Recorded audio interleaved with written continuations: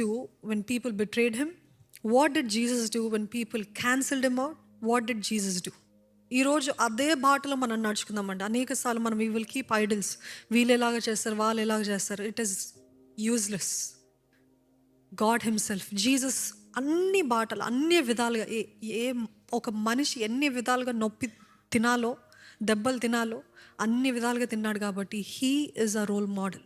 Jesus was abandoned by his friends. Jesus was left alone. ఆయన ఒంటరిగా విడిచిపెట్టబడ్డాడు. ఆయన prayer support అడిగాడు. ఈరోజు నిజంగా మీకు ఎంతమంది స్నేహితులు నా కోసం ప్రార్థన చేయవా అని చెప్తే ప్రార్థన చేసే స్నేహితులు ఉన్నారా? ప్రేయర్ సపోర్ట్ అడిగితే చేస్తాను. చాలామంది ఏంటంటే I will pray for you అంటారు. ఒట్టిదే కదా, I will pray for you నామకార్థంగా. క్రిస్టియన్ ఫ్రెండ్స్ అయితే don't worry brother, don't worry bro, don't worry sis, I will pray for you అంటారు. కానీ వాళ్ళు ఏం చేస్తారు, వాళ్ళు వేరే స్నేహితులతోటో లేకపోతే టీవీలు చూస్తున్నానో ఎంజాయ్ చేసుకుంటూ ఉంటారు. If you are not willing to pray, don't say I will pray for you. ఎందుకంటే మాట్లాడిన ప్రతి మాటకి లెక్కప్పజెప్పాలని ఆయన వాక్యం తెలియజేస్తుంది. అందుకే నాకు చాలా భయం. మామూలుగా రిప్లై అయిన ఒకవేళ రిప్లై ఇచ్చి ఐఎమ్ ప్రేయింగ్ ఫర్ యూ అంటే నిజంగా ప్రార్థన చేస్తాను. ఎందుకంటే దేవుడు చూస్తున్నాడు, మనుషులు కాదు. నిజంగా ఒక వ్యక్తి కోసం నేను ప్రార్థన చేస్తున్నా అంటే ప్రార్థన చేయండి. ఏదో నామకార్థంగా పైకి వద్దండి. దేవుడు హృదయ రహస్యాలు ఎరిగిన దేవుడు, హృదయాన్ని చూసే దేవుడు. అన్ని విషయాల్లో ప్యూరిటీ ఉందాం, ప్యూర్గా ఉందాం. అన్ని విషయాలు, ఏ ఒక్క విషయంలో కూడా ఏంటి నువ్వు అలాగా చేయలేదని చేయెత్తి చూపించే లాంటి జీవితం మనకు వద్దు కాక వద్దు. ఇక్కడ what I was asking you, if you really have praying friends who can really pray for you. ఒకవేళ మీరు వేదనలో ఉన్నప్పుడు come I will pray for you అని చేయబెట్టి మీ కొరకు ప్రార్థన చేసే వారు ఉన్నట్లయితే నిజంగా ధన్యులు. I really wish and I really hoped I had somebody like that in my college time, but I didn't. కానీ మీకున్నట్లయితే మీరు ధన్యులు. ఇక్కడ యేసు ప్రభు అంటున్నాడు, ఇగో నేను మిక్కిలి వేదనలో ఉన్నా, మిక్కిలి బాధలో ఉన్నాను. Come pray with me, come pray with me. And ఈ వెంట్ అహెడ్. ఆ తోటలో ఉండి ప్రార్థన గట్టిగా మొరపెడుతున్నాడంట. ఎంతగా అంటే చెమట రక్తంగా గారినట్టుగా ఆయన మొరపెడుతున్నాడంట. మొరపెడుతుంటే and he sees he's in intense pain, and he sees looks at the disciples and they're fast asleep. చక్కగా నిద్రపోతున్నారంట. Just imagine yourself, you're in intense pain and the people who are supposed to stand by you, నీ పక్షాన నిలబడి ప్రార్థన చేయవలసిన వారే చక్కగా they do not care అన్నప్పుడు it feels like abandonment. అంటే అందుకనే దేవా నాకు ఎవరు లేరు ప్రభా, తండ్రి అబ్బా మొరపెడుతున్నాడు. అబ్బా ఈ నీ చిత్తమైతే ఈ గిన్నె నా యొద్ద నుండి తీసివేయి ప్రభా, అయినను నా చిత్తం కాదు నీ చిత్తమే నెరవేర్చని. ఇక్కడ మొట్టమొదటిగా తన శిష్యుల ద్వారా he felt alone because nobody supported him in prayer.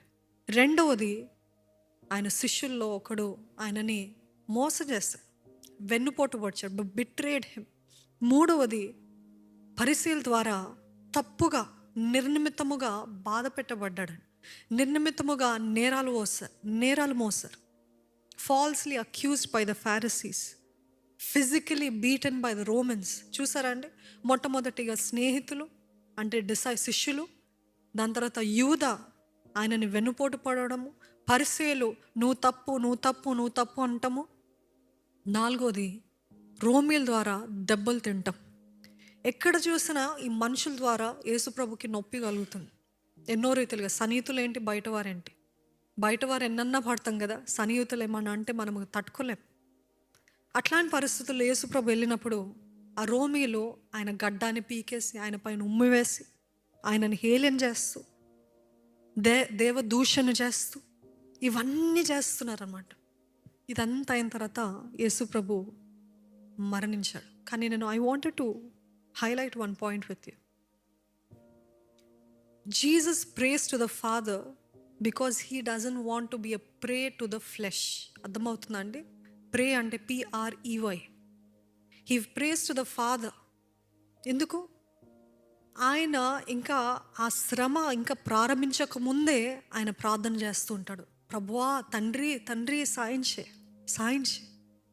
Why you know ఎందుకు అని అంటే చాలాసార్లు మనము ప్రార్థన చేయనప్పుడు when we do not pray we react in the flesh. ఈ శారీరక ఉద్రేకాలు, శారీరక క్రియలు బహుబలంగా ఉంటాయి. ఎప్పుడైనా గమనించారా? ఆత్మలో బలం ఉంటుంది కానీ ఇప్పుడు చదవం కదా, ఆత్మలో ఆత్మ సిద్ధమే కానీ శరీరము బలహీనం. ఎన్నోసార్లు మన ఆత్మ కూడా బలహీనంగా ఉన్నప్పుడు శరీరం బాగా బలంగా ఉంటుంది. అంటే ఆత్మ బలహీనంగా ఉన్నప్పుడు ఏది చూసినా టెంప్ట్ అయిపోతారు, ఏది సులభంగా పాపంలో పడిపోతారు. సులభంగా somebody can catch you in sin, సులభంగా. ఎందుకు? Because prayer life has come down. ఆత్మీయ బలము తగ్గిపోయింది, శారీరక బలం